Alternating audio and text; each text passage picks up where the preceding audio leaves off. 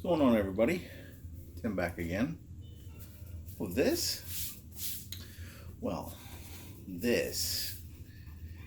is a brand new shirt from Value Vinyl. I give you a little look at the shirt. Yeah, red. Poke, I get it. I know. Gonna put the sexy belly away now. Can't have Farley going crazy. Hey, what's up? It's me. I'm back. And I'm tilted too. All right, we're gonna fix this. Technical difficulties aside, it's Tim. So, the shirt. A few weeks back, Steve over at Value Vinyl had a secret little contest going on where he hid questions in like a frame or two of his videos, and it kind of caught my eye, and I was like, "What the heck is that?" And he just started doing these secret contests. It was really cool. That was a clever idea. So I ended up winning that, and he wanted to do something special, he said, and hey, didn't really have to. It was a lot of fun to just find those things. They're kind of like Easter eggs. And he created this. So this is a prototype.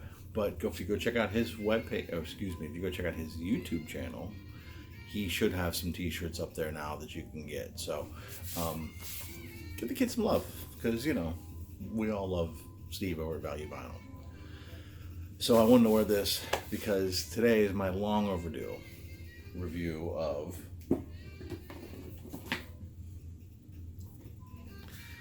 So, was it a thumbs up?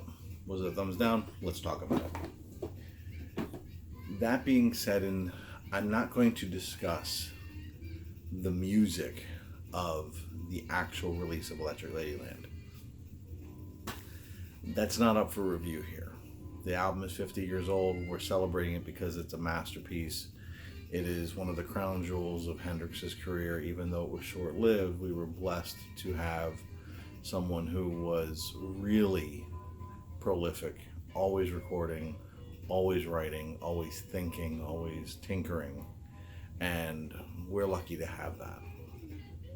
Of the 3 albums that were released in his lifetime, 2, this one and Access Bold as Love, are in my top 20 right now. I would probably put both of them in my top 15, maybe even top 10. Access Bold as Love is actually my favorite album of all time, so I'm a huge Hendrix fan. We don't need to rate the music that is on Electric Ladyland. So we are going to remove that from the grading that I'm going to give it the final end. So I'm going to go step by step. I'm not going to take this pluses and minuses. I'm going to go step by step. So the first thing obviously you get is the box. Now the box is a top-loading box. Now you'll see I'm going to take the lid off. All the contents and goodies live inside. It's really not a great way to store the vinyl, because if what you want's on the bottom, you gotta pull the other 2 out. And this is almost form-fitted. It's very difficult. I found that I had to almost tilt the box to get the vinyl out. So I've chosen not to store the vinyl in the box, which I think I kind of would have liked to have been able to do so. So I think something like a little bit more of a slider, maybe have a spine open at the end, as opposed to the lid. That would have just been my design. But again, it's not the easiest way to get to the vinyl. Since we have the box open, we'll discuss the Blu-ray. So I think I commented before when I did the unboxing, I would have liked to see a Blu-ray case, and I may do so. I may get one and put it in there, only because these cardboard sleeves, I always worry that they're going to scratch the disc, and I know Blu-ray is a lot more durable, so I get it. The documentary on this is older. It was published in 2008. I think it's actually even older than that, because key people in the documentary are no longer with us. So, but it's still an enjoyable watch, and it's great to see the interaction of Mitch Mitchell and Noel Redding and Buddy Miles with Eddie Kramer. So here's people that worked together some 50 odd years ago at this point, and they're discussing working on this incredible landmark album. But the sound on this of the album, you get 3 mixes. You get 5.1 surround, you get 5.1 Dolby DTS, and you get a 2-channel uncompressed audio. Those are amazing. If you are one who likes the high def audio, that is a plus. It sounds amazing. In the 5.1, and you could be sitting in your room and think you're in the studio with them. You'll pick up little things here and there that you might have missed the first go around. So definitely a highlight and a nice surprise. I didn't know the documentary was older when I got it. So since we have the box open again, we'll discuss the book. I'm always a fan of a pictorial look at someone's career and the time that something was recorded. First off, look at Hendrix's penmanship. I mean, kid was just skilled, right? So you get a lot of great quotes, a lot of great looks at photos. I'm trying to be careful to not get to the ones that are not safe for YouTube. A lot of the reel sheets and stuff like that. So it's a really interesting, stop it with the focusing. It's a real interesting look at the time period of when this was recorded. So I like the book. Haven't finished reading it all because I wanted to kind of dive, and I knew that was going to be more of a sit back and rainy day kind of put on the album once I've done digesting it on a listen and more for background. So the vinyl itself, the reason why you buy the set. And I think it will also go for the CD version if you're looking for that, if you're thinking on the CD version. I do know I've seen an unboxing the CD versions. They come in sleeves like this. They are a little bit more accessible, and the book is a hardback as opposed to the paper that comes in the vinyl box. So either or. So we'll put that away. Let's get on to the vinyl. What can we say about this press? It's fantastic. I mean, this is absolutely what you'd expect when you get a master cutter like Bernie Grundman, who is doing a direct vinyl transfer from originals. It sounds new, like it did in '68 when it came out. It's that fresh. I mean, the music on this album is timeless. And this sounds very fresh in this cut. It sounds very modern. It doesn't sound dated. You don't get any old mix or things like that. It is wonderfully preserved and wonderfully presented in this. The sleeve itself, very good quality. I mean, like I said, I think I mentioned this on all three, that they have the MoFi sleeves, which is nice. So the gatefold, fairly intact and original. Obviously, they have some new things that they've done because of the label change. Back in '68, you didn't have the World Wide Web, and there's the website. So since I have chosen not to store these in the box for ease of grabbing whatever I want to listen to, I am going to store them in polys, just because the sleeves are absolutely gorgeous. Great print, well put together, and I think it's been said a lot of all the Hendrix reissues from the Experienced Hendrix family. They are the foundation. They've really done their work. So the next one I will talk about is, if I can get it here because the bags want to kind of stick together, is the early takes. Now, usually when you get, at least to me, when you get a set where it's like, hey, here's the original, it's been remastered, it's been remixed, yada yada yada yada yada, and then you get demos, and you get false starts, and you get all takes, and you get a different mix and things like that. They're interesting, but interesting in a way that they're cool to have. You listen to them, maybe you go back to them a couple times. A few years later, you're like, oh yeah, I really don't remember that because I didn't grow up with that version. And you listen to it, and you're like, oh yeah, and it's fun, and it's interesting, but it doesn't really hold a life. It doesn't have a good shelf life, I guess is what I'm looking to say, when you're thinking about digesting the album. However, absolutely amazing. So there's your track list. And now you will notice that 1983 A Mermaid I Turn to Be opens and closes this set. The first one is acoustic, and it's just Jimmy. You want to talk about sitting there just in awe. In fact, I'm pretty sure side A and B are just Jimmy and acoustic. You get a little bit of that. No, I take that back. By the time you get to side C, it's electric. They're nailing down mixes and arrangements and things like that. And then the 1983 that closes it out is actually an instrumental. There's no vocal. It's more them. It's almost like a rehearsal. Maybe they're going for a take, but they opt not to use it. So we don't get a lot of Hendrix on acoustic. Obviously, he was an electric player. He famously stringing it backwards, playing it upside down. But when we do get to hear him on acoustic, it makes you really want to hear more.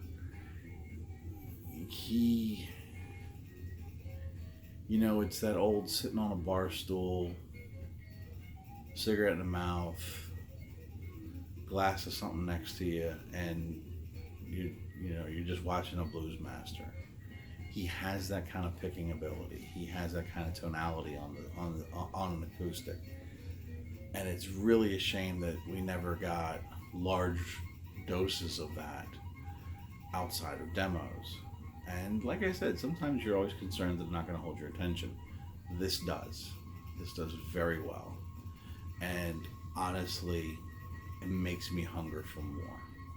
So this is probably my big surprise of the box. Absolutely fantastic.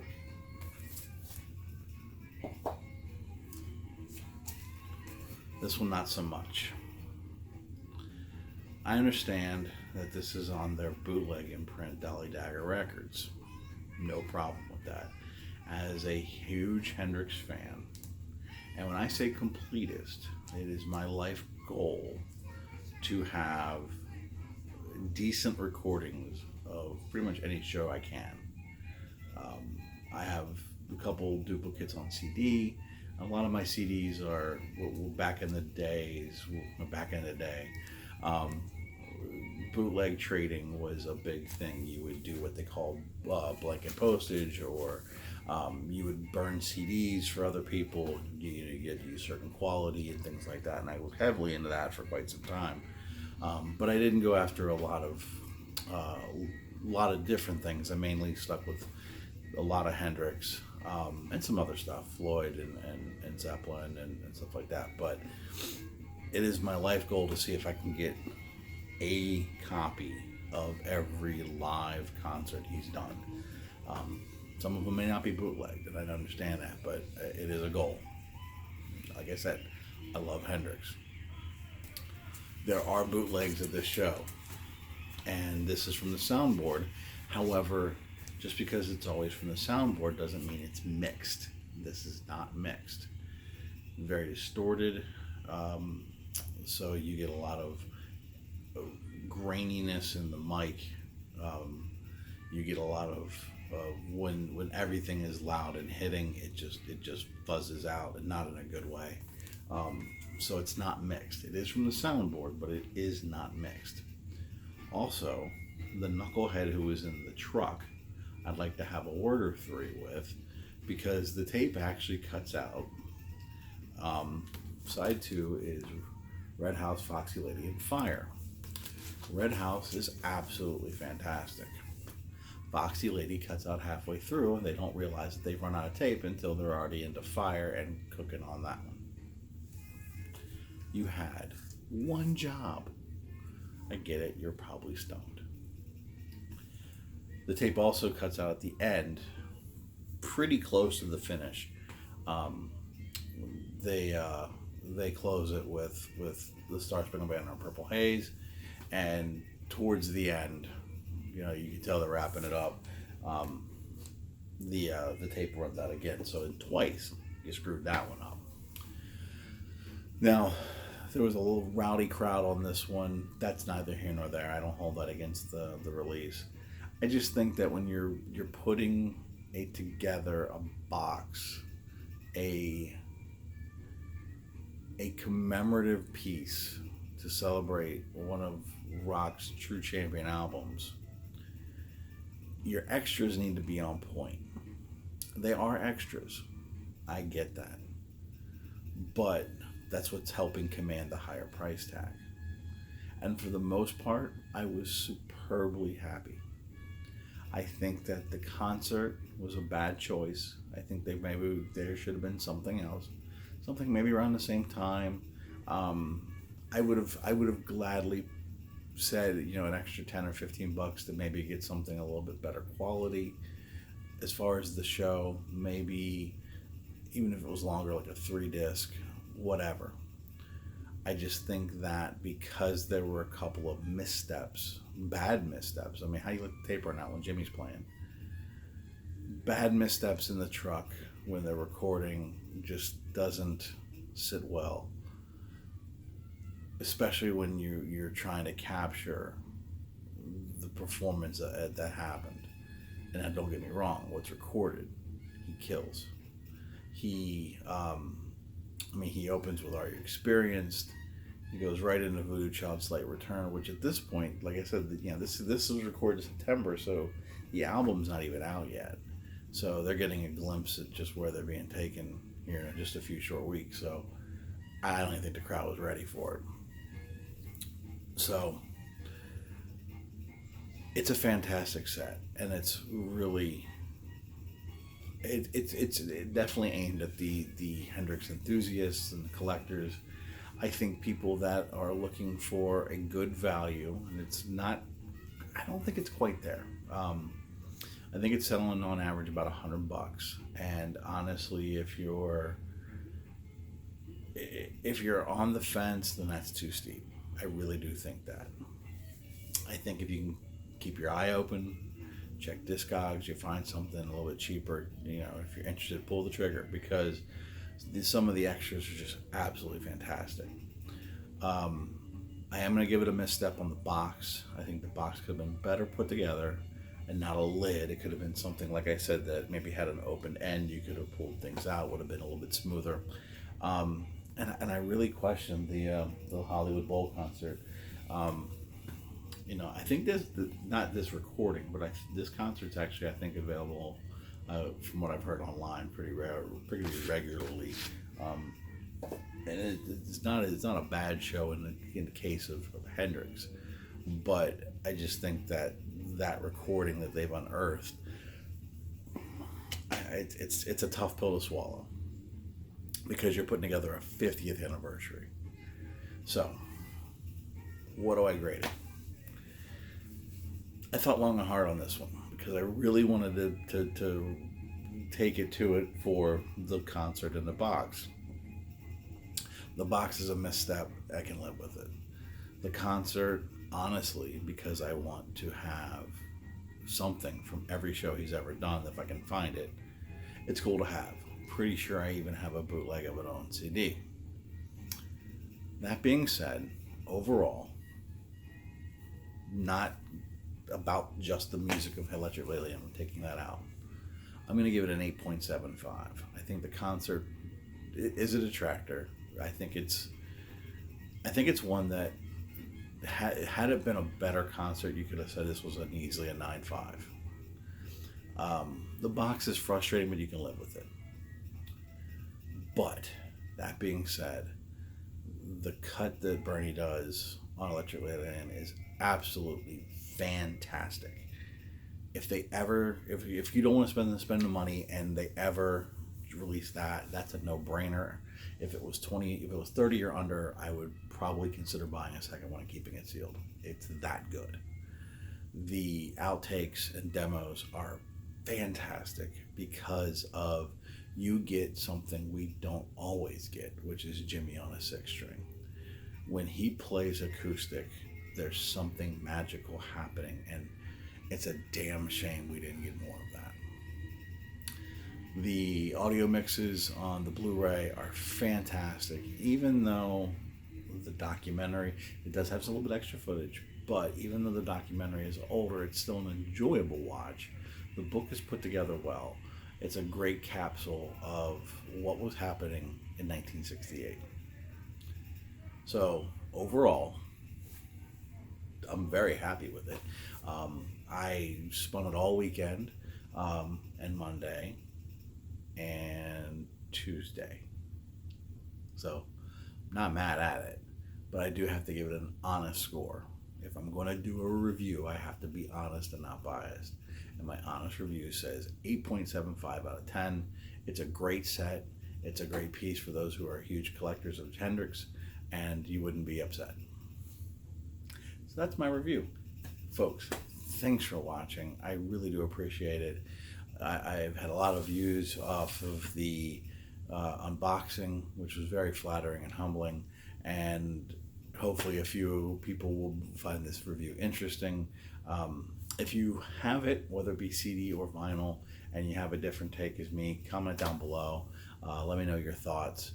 For everybody watching, liking, commenting, subscribing, making dirty faces at me, whatever the case may be, thank you all. You really have sparked my creativity in doing this. It's been a blast. That being said, got some videos I want to try to get done this week, at least before Thanksgiving. In the VC, we have a lot of different contests going on. I know it's pretty crazy out there, but I do want to take part, support some fantastic contests and some fantastic channels. And I got some stuff coming up, some non-vinyl find ideas. So stay tuned for all that. But folks, thanks for watching. Take care. Peace.